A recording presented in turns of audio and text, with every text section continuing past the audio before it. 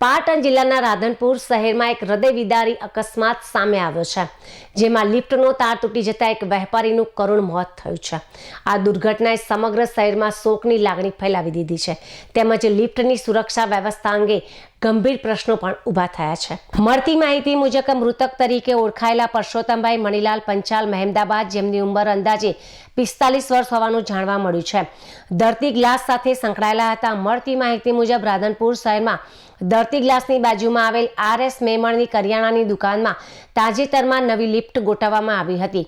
દુકાનના સંચાલન દ્વારા જણાવાયું છે કે ઘટના પહેલા સવારના સમયે લિફ્ટનું રિપેરિંગ કરવામાં આવ્યું હતું, પરંતુ રિપેરિંગ બાદ પણ લિફ્ટમાં ખામી યથાવત રહી હોવા છતાં તેને યોગ્ય રીતે ચેક કર્યા વિના જ ઉપયોગમાં લેવાઈ રહી હતી, જે ગંભીર બેદરકારી તરફ ઇશારો કરે છે। કારીગર સ્થળ પરથી નીકળી ગયા બાદ લિફ્ટની ખામી દૂર ન થતાં પરસોત્તમભાઈને લિફ્ટ ચેક કરવા માટે બોલાવવામાં આવ્યા હતા। તેઓ લિફ્ટની તપાસ માટે ઉપર ગયા હતા ત્યારે અચાનક જ લિફ્ટનો તાર તૂટી જતા લિફ્ટ જોરદાર રીતે નીચે પટકાઈ હતી। આ ઘટનામાં પરસોત્તમભાઈ પણ નીચે પટકાતા ગંભીર રીતે ઈજાગ્રસ્ત બન્યા હતા। ઘટનાનો જોરદાર અવાજ સાંભળતા આસપાસના લોકો તરત જ સ્થળ પર દોડી આવ્યા હતા અને ઈજાગ્રસ્ત પરસોત્તમભાઈને તાત્કાલિક રાધનપુર રેફરલ હોસ્પિટલ ખસેડવામાં આવ્યા હતા।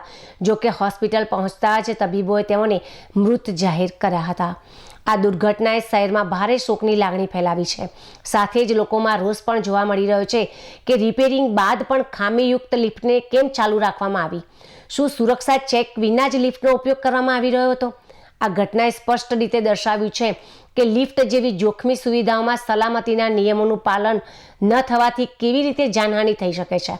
નિષ્ણાંતો મુજબ લિફ્ટના નિયમિત મેન્ટેનન્સ, ટેકનિકલ ચેક અને સુરક્ષા પ્રમાણપત્રો વિના તેનો ઉપયોગ કરવો અત્યંત જોખમી સાબિત થઈ શકે છે। હવે આ સમગ્ર મામલે તંત્રની કામગીરી સામે પણ સવાલો ઊભા થયા છે। સ્થાનિક લોકો દ્વારા માંગ ઉઠી રહી છે કે આ ઘટનાની તાત્કાલિક અને નિષ્પક્ષ તપાસ કરવામાં આવે, તેમજ જે કોઈ જવાબદાર હોય તેના સામે કડક કાર્યવાહી કરવામાં આવે। આ ઘટના માત્ર એક દુર્ઘટના નહીં, પરંતુ બેદરકારીનું પરિણામ હોવાનું માનવામાં આવી રહ્યું છે। જો સમયસર યોગ્ય તકેદારી રાખવામાં નહીં આવે તો કદાચ એક જીવ બચી શક્યો હોત। તંત્ર માટે આ ઘટના ચેતવણી સમાન છે। હવે તંત્ર ઊંઘમાંથી જાગી સજાગ બને, લિફ્ટ સુરક્ષા નિયમોનું કડક અમલીકરણ કરે અને આવી બેદરકારી ફરી ન બને તે માટે તાત્કાલિક પગલાં ભરે તે જરૂરી બની ગયું છે।